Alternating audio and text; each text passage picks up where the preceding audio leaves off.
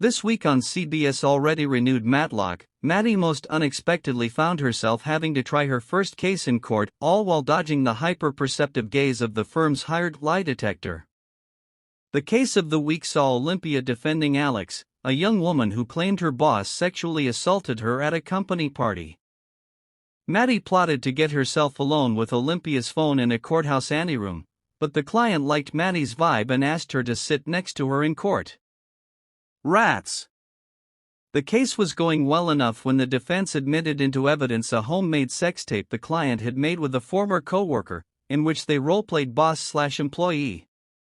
From then on, Olympia lost the jury, to a point that the firm called in consultant Shay aka the Meerkat aka a human lie detector, Jane the Virgin Ziel Groblas. Matty was thrice confronted by Shay, first about her dilated pupils, tightened voice and perspiring ever so slightly. Matty chalked it up to nearly ruining the case by grimacing at the client's sex tape in front of the jury. Later, Shay flat out asked Matty why she was so jittery, but by then, Matty had been tasked with cross-examining Alex's boss, so she said she was just anxious preparing for trial. Then, during a mock trial session at the firm, Shay confronted Matty about not being honest. Matty replied, "Because I'm faking it." Meaning, she feels they shouldn't have taken this case to start with. In my day, in a situation like Alex's, we avoided the guy. We didn't get drunk at the holiday party and end up alone with him. Olympia found Matty on the terrace after her blow-up, and explained why she did take this case.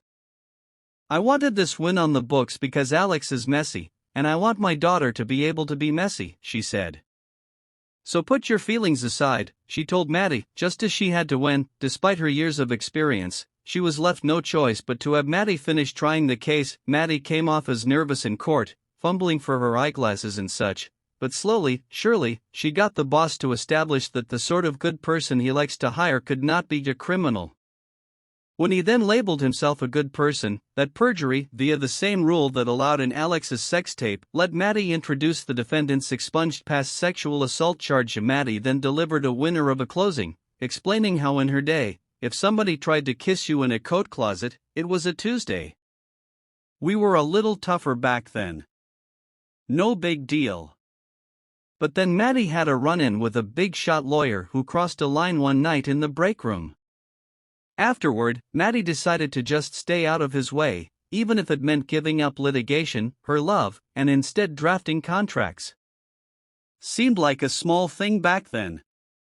Completely subverted my dreams," she sighed. "Which isn't small at all, is it? Why did Alex wait so long to report what her boss did?" "The real question," Matty argued, "is, how bad must have it been for Alex to risk everything and finally report it?" Cue $9 million jury award, and a charming, private celebratory dance between Olympia and Matty. Later, Shay and Olympia shared past secrets, including the fact that Justin once paid Shay, out of his own pocket, to help Olympia win a case. With that in mind, Shay counseled Olympia, "Whatever you're doing with Elijah, be careful." And in the next scene, Olympia broke things off with him, saying she needs to be known for her work, and not the subject of office gossip. As far as Madeline Kingston's covert investigation this week, she finally got alone with Olympia's phone, and used the passcode, and then 2FA, to log into Olympia's computer. When Olympia suddenly walked into her office, a startled Matty spilled coffee on the laptop, ruining it. Except, we learned later, via flashbacks, Matty had swapped in a duplicate laptop to spill coffee on, while secretly whisking away the real one in her tote bag.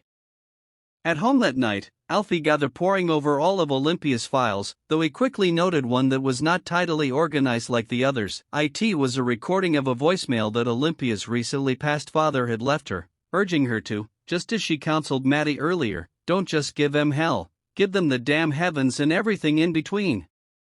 Matty took a moment to realize she had taken something invaluable from Olympia, but as she'd often been told by her boss, "We're not friends."